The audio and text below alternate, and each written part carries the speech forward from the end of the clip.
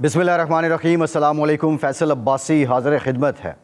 आज 12 मई 2023 है और पाकिस्तान की जो सियासी तारीख़ है इसमें 12 मई के दिन को हमेशा याद रखा जाएगा।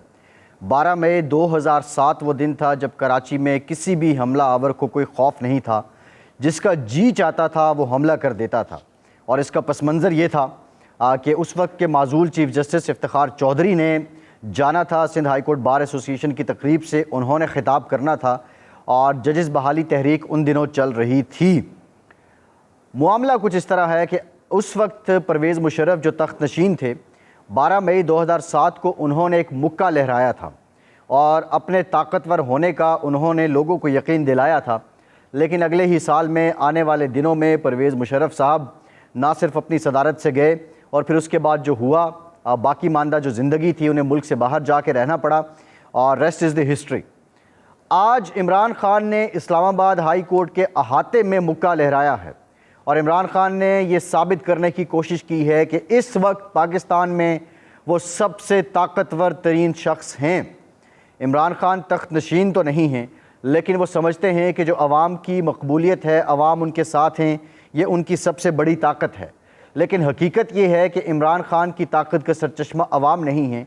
आज जो अदालतों में होता रहा, इस्लामाबाद हाई कोर्ट में जिस तरह आज प्रोसीडिंग्स हुई, मामला तो अल-कादिर ट्रस्ट केस जो था उसका था, जिसमें इमरान खान पे तकरीबन 60 अरब रुपए के मुबज्जिना गबन का इल्ज़ाम है, इमरान खान पे करप्शन का इल्ज़ाम है, इमरान खान पे चोरी का इल्ज़ाम है। उस केस में वो पेश हुए। परसों तक ये मालूम होता था कि इमरान खान अब लंबे अरसे के लिए बाहर नहीं आने वाले हैं, लेकिन सुप्रीम कोर्ट ने बड़ा स्पीडी एक्शन लिया। गुज़श्ता रोज़ उन्हें बुलाया गया और बुलाने से पहले तकरीबन 4:10 पे एक सहाफ़ी जो हैं वो ट्वीट कर देते हैं कि फ़ैसला क्या होगा, और बाद में ऑडियो भी आती है अब्दुल क़य्यूम सिद्दीकी और ख्वाजा तारिक रहीम की, और उसमें ये भी बताया जाता है उस ऑडियो में कि आज के दिन क्या होगा, कि आज के दिन चीफ़ जस्टिस जो हैं ये जस्टिस कियानी को भेज देंगे। बहरहाल हुआ ये कि एक डिवीज़न बेंच बना, उसने 2 हफ्ते की ज़मानत मंजूर की इमरान खान की, और फिर सिलसिला चलता गया। बाकी केसेस में किसी में उनको रादारी बेल मिल रही है, किसी को में उनको इंटरम बेल मिल रही है, और यहाँ तक हो गया कि बेल्स की ज़मानतों की ऐसी सेल लगी हुई थी इस्लामाबाद हाई कोर्ट में, ज़मानतें ही ज़मानतें थीं। ये तक कह दिया गया कि पीर तक किसी भी मुकदमे में इमरान खान को गिरफ़्तार ना किया जाए। ये भी कहा गया बाज़ मुकदमात में कि बुत तक गिरफ़्तार ना किया जाए, और ये भी कह दिया गया कि पीर तक किसी मुकदमे के बारे में अगर मौसूफ को इल्म नहीं है तो उसमें भी गिरफ़्तार ना किया जाए। ये आज लूट सेल मेला था ज़मानतों का जो इस्लामाबाद हाई कोर्ट में लगा रहा है।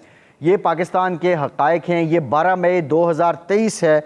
अब मुझे तो समझ नहीं आ रही कि 12 मई 2023 को आइन की बालादस्ती के तौर पे इस दिन को पाकिस्तान की तारीख़ में दरख्शंदा दिन के तौर पे याद रखा जाएगा, रोशन दिन के तौर पे मनाया जाएगा, या 12 मई 2023 को स्याह बाब के तौर पे मनाया जाएगा, स्याह यौम के तौर पे याद रखा जाएगा। ये बहुत इम्पॉर्टेंट बात है। मौलाना फजलुर रहमान ने कहा है कि जो सुप्रीम कोर्ट है वो मदर ऑफ लॉ है, मदर इन लॉ नहीं है। मौलाना फजलुर रहमान ने पीर के रोज़ सुप्रीम कोर्ट के बाहर धरना देने का ऐलान कर दिया है। उन्होंने कहा है कि PDM अदालत के इस रवैये पर पीर के रोज़ धरना देगी, और साथ ही साथ उन्होंने चीफ जस्टिस को ये कहा है कि हम 3-2 का फ़ैसला नहीं मानते, हम 4-3 का फ़ैसला मानते हैं। इंतहाई अहम बात यह है कि इस वक्त अगर बैनुस्सतूर बात ना की जाए, खुल के बात की जाए, तो ये समझ आती है कि जो अदलिया है उसका टिल्ट इमरान खान की तरफ वाज़े हो चुका है। ये पाकिस्तान के इस वक्त मारूज़ी हालात हैं, लेकिन पाकिस्तान के हालात कुछ और भी हैं, पाकिस्तान के मामलात कुछ और भी हैं।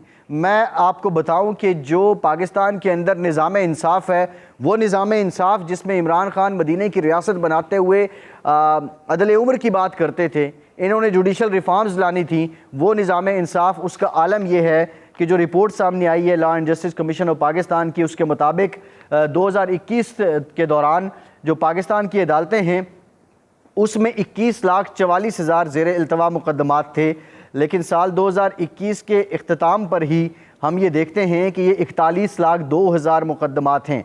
अब इनकी तादाद में खासा इजाफा हो चुका है। जो कुछ हालिया अदाद शुमार हैं, अगर मैं आपको बताऊं कि law and justice commission of Pakistan के जमा करदा अदाद शुमार ये भी बताते हैं کہ 2021 کے آغاز میں سپریم کورٹ کے سامنے 46,695 مقدمات زیر التوا تھے اور سال کے آخر تک 51,766 ہو گئے۔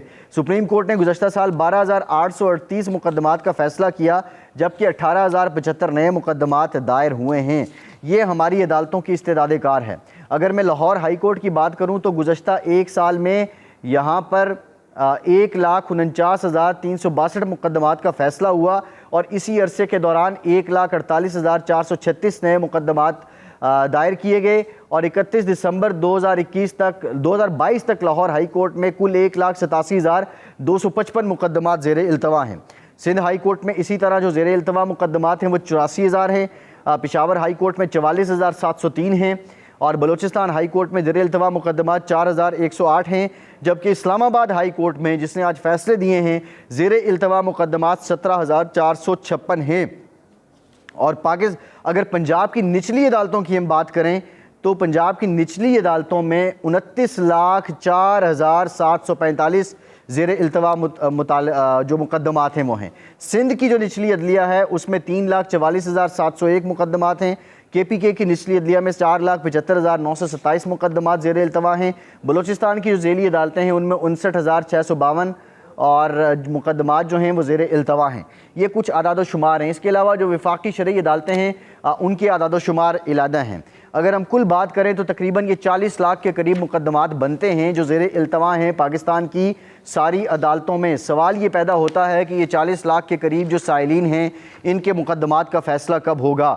آج جس طرح جو منظر ہم نے دیکھا اور کل جو ہم نے منظر دیکھا تو اس کے بعد کیا یہ روایت پکی ہو جانی چاہیے؟ اس فیصلے کو روایت بنا لینا چاہیے کہ نیب اب کسی بھی ملزم کی گرفتاری سے پہلے سپریم کورٹ کو اس ملزم کو اپنی تحویل میں لے لینا چاہیے جب تک وہ عبوری ضمانت حاصل نہیں کر لیتا۔ یہ پاکستان کے اس وقت کے حالات ہیں۔ دوسری جانب پاکستان میں عمران خان کی گرفتاری کے دوران جو کچھ ہوتا رہا، جو جی ایچ کیو پہ حملہ ہوا، کور کمانڈر ہاؤس پہ جو حملہ ہوا، جو تنصیبات ہیں ان کو جلایا گیا، ریڈیو پاکستان پہ حملہ ہوا، لوگوں کو مارا گیا، لا اینڈ فورسز کے لوگوں پہ حملے کیے گئے، اس کے ساتھ ساتھ جو لوگ شہید ہوئے، اس سب کا ذمہ دار کون ہے؟ کیا یہ آگ لوگوں کے ذہن میں یہ بارود عمران خان نے نہیں بھڑکایا تھا؟ یہ سوال میں آپ پہ چھوڑتا ہوں۔ دوسری امپورٹنٹ بات یہ ہے، عمران خان کہتے تھے کہ وہ قوم اس وقت تک ترقی نہیں کر سکتی جس میں طاقتور کے لیے قانون اور ہو، کمزور کے لیے قانون اور ہو۔ آج عمران خان نے مکہ لہرایا ہے، یہ ثابت کیا ہے کہ وہ پاکستان کے طاقتور ترین شخص ہیں، تو کیا ان کے لیے قانون اور نہیں ہے؟ کوئی ایک مثال دے دی جائے پاکستان کی تاریخ میں کہ عدلیہ کی جانب سے کسی ایک بھی ملزم کو ایک دن میں 10-10 12-12 14-14 ضمانتیں ملی ہوں۔ ہمارے کچھ دوست یہ بھی کہتے ہیں کہ کسی ایک ملزم پہ اتنے مقدمات بھی نہیں درج ہوئے۔ حضور والا یہاں پہ ایک شہری پہ 50-50 مقدمات درج ہوتے ہیں۔ جب لوگ ریونج میں آتے ہیں، جب لوگ انتقام لینے آ جاتے ہیں، ان کی داد رسی تو نہیں ہوتی ہے۔ یہاں پہ سالوں سے لوگ پستے ہیں، بے گناہ لوگ جیلوں میں پس رہے ہیں، لیکن سوال یہ ہے کہ طاقتور کے لیے قانون اور ہو اور عام لوگوں کے لیے قانون اور ہو تو پھر وہ ملک آگے نہیں بڑھ سکتا ہے۔ یہاں پہ آج جو ہوا ہے 12 مئی 2007 کو تو لوگ یاد کرتے ہیں، اس کو تو سیاہ باب کے طور پہ یاد رکھا جاتا تھا، لیکن وہ آمریت تھی، اس وقت مارشل لا تھا، لیکن آج مارشل لا بھی نہیں ہے۔ لیکن عدالتیں جو کر رہی ہیں اور جو اپنی من مرضی کے ساتھ ہو رہا ہے، یہ سوال میں آپ پہ چھوڑوں گا کہ کیا پاکستانی ان سارے حالات کے متحمل ہو سکتے ہیں؟ اب پی ڈی ایم اگر پیر کو احتجاج کرے گی تو وہ کیا لے گی؟ کیا وہ سمجھتی ہے کہ جو کرٹسی، جو مروت، جو good to see you, welcome, آئیے، آپ کا انتظار تھا، یہ مولانا فضل الرحمان کے لیے بھی ہوگا، یہ شہباز شریف کے لیے بھی ہوگا، یہ بلاول بھٹو کے لیے بھی ہوگا؟ میں سمجھتا ہوں کہ یہ نہیں ہوگا۔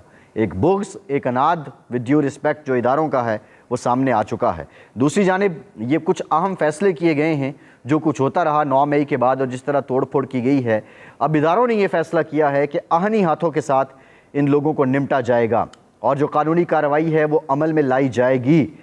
جو کچھ ہوا، جس طرح اداروں کو ملک کے اندر سے کمزور کرنے کی کوشش کی گئی ہے، اس کی نظیر نہیں ملتی ہے، اس کی مثال نہیں ملتی ہے، اور اب ان لوگوں کے ساتھ نپٹا جائے گا، ان لوگوں کو نہیں چھوڑا جائے گا، ان کو قانونی جو طریقہ کار ہے اس کے مطابق کیفر کردار تک پہنچایا جائے گا۔ اور جو سب کچھ ہوتا رہا آپ نے تو دیکھا ہوگا، جو پڑوسی ملک میں جس طرح اس سچویشن کو ایکسپلائٹ کیا گیا، میں سمجھتا ہوں کہ یہ پاکستان کے لیے انتہائی افسوسناک حالات اور افسوسناک معاملات رہے ہیں۔ لیکن کچھ سوال میرا یہ بھی ہے، کچھ حکومت وقت سے سوال ہے. 10 سے 12 مقدمات تو عمران خان پہ ایسے ہیں کہ جو دفعہ 144 کی خلاف ورزی کے ہیں. اتنے بھونڈے مقدمات اگر رانا ثناء اللہ صاحب آپ نے بنانے ہیں اور اتنا آپ نے ناکارکردگی والا آئی جی رکھنا ہے, تو پھر آپ اتنے بلنگ و بانگ دعوے کیوں کرتے ہیں؟ پھر آپ حکومت کی رٹ جب چیلنج ہوتی ہے تو اس پہ اپنا صف ماتم کیوں بچھا دیتے ہیں؟ آپ کے لوگوں کی استعداد کار تو اس پہ سامنے آ چکی ہے کہ آپ کی استعداد کار ہے کیا. اور اب سوال یہ ہے کہ عمران خان کو آپ گرفتار کر پائیں گے؟ اگر کرنے کی کوشش کریں گے تو یہ پھر ایڈونچر ہوگا. وہ جو بھی کہہ رہا ہے, وہ جیسے بھی کہہ رہا ہے, وہ سچ کہہ رہا ہے, وہ جھوٹ کہہ رہا ہے, لوگوں کو وہ نکالنے میں کامیاب ہو گیا ہے. لیکن آپ کی ناکامی یہ ہے کہ آپ جو اپنی مشینری, جو حکومتی مشینری ہے, اس سے کام لینے میں ناکام ہوئے ہیں. آپ کی پالیسی کیا ہے کچھ سمجھ نہیں آ رہا ہے, آپ کی اپروچ کیا ہے کچھ سمجھ نہیں آ رہا ہے. آپ کی حکومت الیکشن کروانا نہیں چاہتی, آپ الیکشن میں جانا نہیں چاہتے, آپ ٹائم لینا چاہتے ہیں. کس بیس پہ لیں گے یہ بھی سمجھ نہیں آ رہی ہے. جو پتہ آپ پھینکتے ہیں وہ پتہ آپ کے منہ پہ آن گرتا ہے اور پھر آپ کو ایک عزیمت دیکھنی پڑتی ہے. فیصل عباسی کو اجازت دیجیے.